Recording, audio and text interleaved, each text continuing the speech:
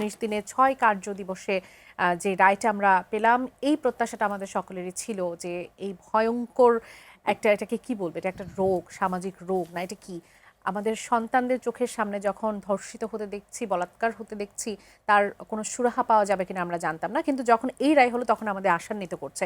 কিন্তু রামিসা কি শুধু একটা এক্সাম্পল হয়ে থাকবে নাকি এটি আসলে কন্টিনিউ করবে? আপনি আশান্বিত কেন হলেন আমি বুঝলাম না।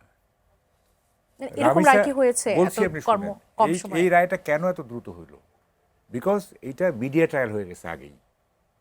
দেখেন, যে সমস্ত ঘটনা, ধর্ষণ হলে বা হত্যা হলে যেগুলি মিডিয়া ট্রায়াল হয় সেগুলি দ্রুত বিচার হয় এবং কি বলে যে বিচার ভালো হয়। প্রত্যেকটা দেখবেন, ইয়াসমিন হত্যা এই 96-7 মিডিয়া ট্রায়াল হয়েছে, সাথে সাথে রায় এবং ফাঁসি কার্যকর।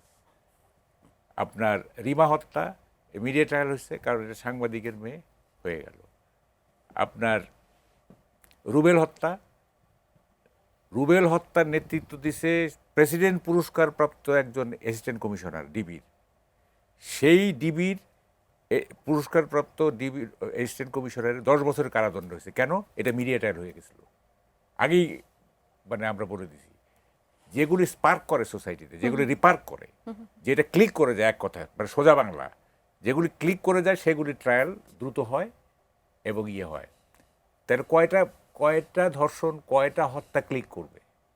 সেই দিন তো একটা গ্যাং রেপ হয়েছে, 4 জনকে অ্যারেস্টও করছে। রামিসার পরদিনই 4 জন বাচ্চা আবারও ধর্ষণের শিকার হয়েছে, বলাৎকারের শিকার ওগুলি কি হয়েছে। ওগুলি হচ্ছে কারণ ওগুলি মিডিয়া ওভারলুক করে যাচ্ছে, ওগুলি আমরা ওভারলুক করে যাচ্ছি, কোনো ক্লিক করতেছে না। এইটা কেন হলো? এইটা হলো যে এইটা জামাত এই হত্যাকাণ্ডকে ক্যাশ করতে চাইছে, এক। তারপরে প্রধানমন্ত্রী এবং স্বরাষ্ট্রমন্ত্রী যে গেছে ওখানে ভুয়া ভুয়া স্লোগান উঠছে, ঠিক আছে? সবটা মিলে একটা পলিটিক্যাল গেইন, উদ্দেশ্যটা পলিটিক্যাল গেইন ছিল প্রাইমারিলি। হ্যাঁ, এটা যেহেতু এটা সোসাইটিতে রিপার করছে, এটা বিচার দ্রুতই হইতো, কিন্তু এটা অ্যাক্সেলারেট করছে আপনার এই যে এইসব ঘটনা। জামাত এটা ক্যাশ করতে চাইছে, ওখানে ডেমনস্ট্রেশন দিচ্ছে লোকজন, এটা থামাইতে হবে, ঠিক আছে? কিন্তু আমরা তো এটা চাই এটা কন্টিনিউ করুক, আমরা না, তো চাই। কিন্তু এটা শুনেন, এটা তো হাইপার স্পিডি হয়ে গেছে।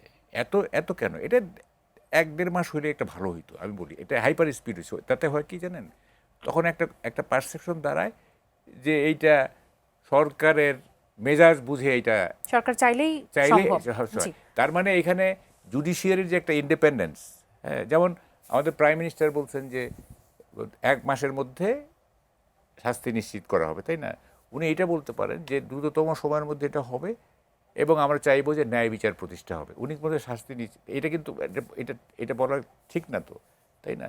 জুডিশিয়ারি তো তার নিজস্ব একটা সম্ভ্রম আছে, তার একটা সময় একেবারে শেষের দিকে, তাই না? ফলে আমি এখন ঘটনাটা দাঁড়াইছে যে এগুলি বাড়বে, কিন্তু আমি বলে দিচ্ছি, সোসাইটির কতগুলি মানুষের কতগুলি psychological anti social personality disorder চলতেছে, স্যাডিজম, তারপরে আপনার কি বলে সাইকোপ্যাথি, সাইকোপ্যাথের সংখ্যা বাড়তেছে, স্যাডিস্টের সংখ্যা বাড়তেছে।